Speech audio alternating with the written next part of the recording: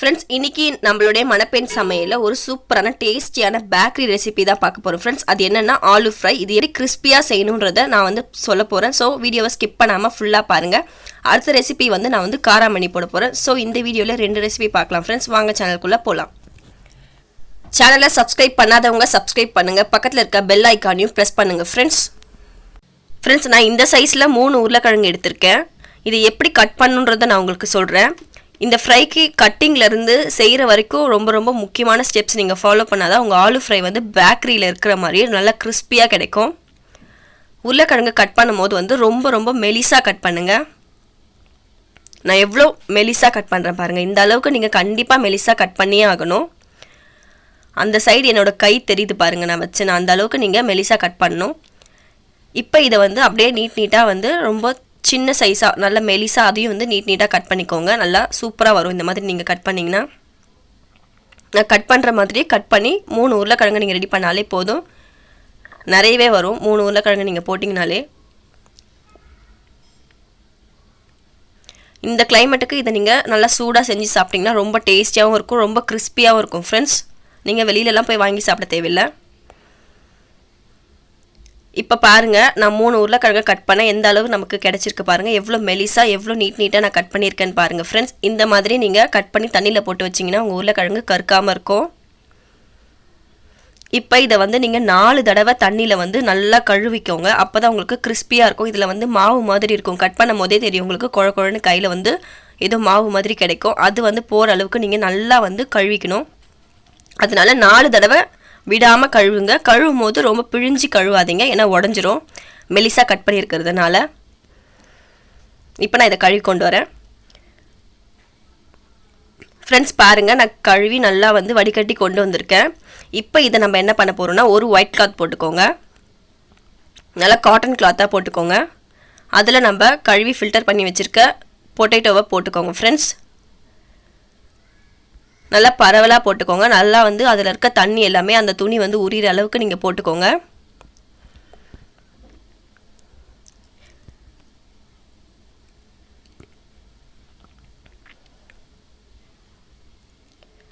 இப்போ நான் எல்லா உருளைக்கிழங்கையும் போட்டுட்டேன். இப்போ என்ன பண்ண போகிறோம்னா, துணியை வந்து இந்த மாதிரி க்ளோஸ் பண்ணிக்கோங்க. க்ளோஸ் பண்ணிவிட்டு தேயாமல் லைட்டாக துடைக்கணும். அப்படியே உள்ளே இருக்க தண்ணி மட்டும் வர மாதிரி, ரொம்ப அதுக்கு ஸ்ட்ரெஸ் கொடுக்காம சாஃப்டாக வந்து ஹேண்டில் பண்ணுங்கள். அதில் இருக்க தண்ணி ஓரளவுக்கு நம்ம துணியில் வந்து உறிஞ்சிரும். அதனால் வந்து இந்த ஸ்டெப் வந்து நம்ம ஃபாலோ பண்ணலாம். இப்போ இதை நான் ஒரு பவுலுக்கு மாற்ற போகிறேன். இப்போ நான் சொல்கிற மசாலாஸ் கரெக்டாக போடுங்க ஃப்ரெண்ட்ஸ். 1/2 ஸ்பூன் அளவுக்கு மஞ்சள் பொடி சேர்த்துக்கோங்க.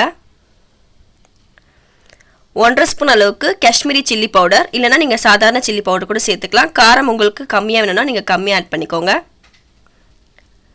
அடுத்து 1 ஸ்பூன் அளவுக்கு சீரகத்தூள் ஆட் பண்ணிக்கோங்க. நான் வறுத்து அப்படியே பொடி பண்ணி வச்சுருக்கேன். அப்புறம் 1/2 ஸ்பூன் அளவுக்கு கரம் மசாலா, 2 ஸ்பூன் அளவுக்கு கார்ன்ஃப்ளவர் மாவு ஆட் பண்ணிக்கோங்க. அடுத்து 3 ஸ்பூன் அளவுக்கு அரிசி மாவு. அடுத்து வந்து 1/2 ஸ்பூன் அளவுக்கு பெப்பர் ஆட் பண்ணிக்கோங்க. இது எல்லாத்துக்கும் தேவையான அளவு உப்பு போட்டுக்கோங்க ஃப்ரெண்ட்ஸ். உப்பு போடும்போது பார்த்து போடுங்க.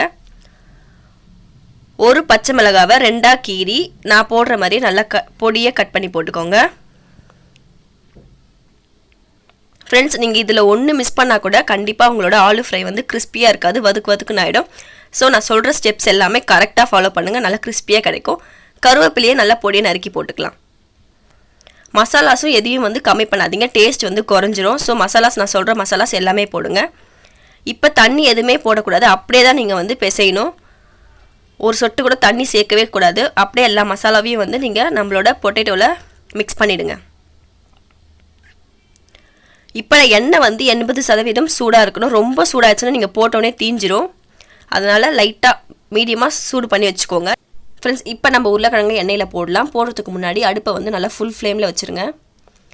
வச்சுட்டு நல்லா பரவலாக போடுங்க ஃப்ரெண்ட்ஸ். அடுப்பு வந்து ஃபுல் ஃப்ளேமில் வச்சு இந்த மாதிரி வறுத்து விட்டுட்டே இருங்க. அப்போ தான் நல்லா கிறிஸ்பியாக நமக்கு கிடைக்கும். பாருங்கள், இப்போ எண்ணெய் எல்லாம் அடங்கிடுச்சு. இப்போ நம்ம எடுத்துடலாம். இதான் வந்து கரெக்டான பதம். இதுக்கப்புறமேட்டு நீங்கள் விட்டிங்கன்னா தீஞ்சிரும். கேஸ் ஃபுல் ஃப்ளேமில் வைக்க மறந்துடாதீங்க ஃப்ரெண்ட்ஸ். இப்போ இது ஒரு பிளேட்டுக்கு மாற்றிடலாம். நல்லா கிறிஸ்பியாக உங்களுக்கு கண்டிப்பாக கிடைக்கும். எப்பயுமே வந்து உருளைக்கிழங்கு வறுக்கிறவங்க எல்லாருக்குமே வந்து ஒழுங்காக கிறிஸ்பியாக வர மாட்டேங்குது அப்படின்ற ஒரு ஃபீல் இருக்கும். ஆனால் நான் சொல்கிற மாதிரி நீங்கள் ஒவ்வொரு ஸ்டெப்பையும் பண்ணிங்கன்னா கண்டிப்பாக இது கிறிஸ்பியாக தான் இருக்கும். அப்படியே வாயில் போடும் போதே உங்களுக்கு அப்படியே நல்லா மொறு மொறுன்னு இருக்கும். அதனால் நான் சொல்கிற ஸ்டெப்ஸை ஒன்று விடாமல் ஸ்கிப் பண்ணாமல் வீடியோ பார்த்து அப்படியே ஃபாலோ பண்ணுங்கள். கண்டிப்பாக கிறிஸ்பியாக இருக்கும். நான் சாப்பிட்டு பார்த்ததுனால தான் உங்களுக்கு நான் சொல்கிறேனே. அப்படியே பேக்கரியில் எப்படி நீங்கள் இது டேஸ்ட்டில் பார்க்குறீங்களோ அந்த டேஸ்ட் உங்களுக்கு கிடைக்கும். ரொம்ப ஃப்ரெஷ்ஷாக வீட்லேயே ரெடி பண்ணது. ஸோ கண்டிப்பாக ட்ரை பண்ணுங்கள் ஃப்ரெண்ட்ஸ்.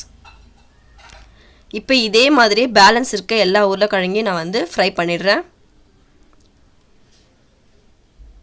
பாருங்கள் எவ்வளோ சூப்பராக வந்திருக்கு பாருங்கள். இப்போ நான் எல்லாத்தையுமே பொரிச்சிட்டேன். அடுத்து நம்ம என்ன பண்ண போகிறோம்னா காராமணி எப்படி ஃப்ரை பண்ணுறதுன்னு பார்க்கலாம். நான் வந்து காராமணியை நல்லா வந்து ஊற வச்சு வேக வச்சுருக்கேன் உப்பு போட்டு.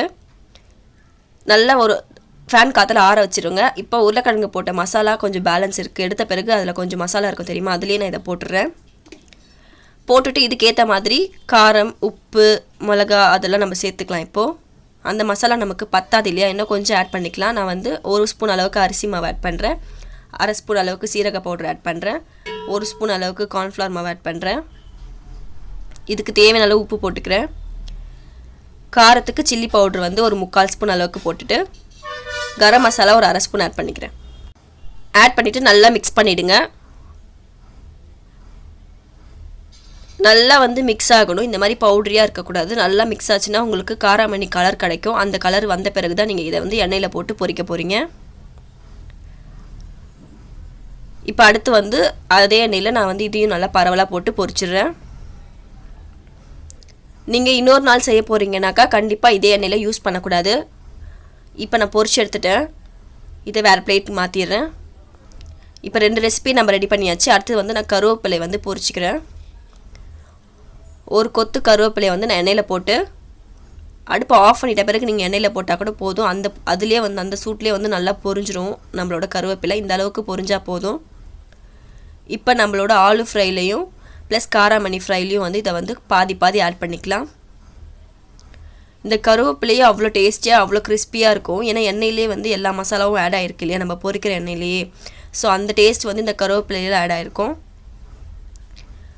இது ஒரு ஹெல்த்தியான ஃபுட் தான். நீங்கள் வந்து அவிச்சி சாப்பிட்டு போர் அடிக்கிறத விட இந்த மாதிரி புதுசாக ட்ரை பண்ணி பாருங்கள்.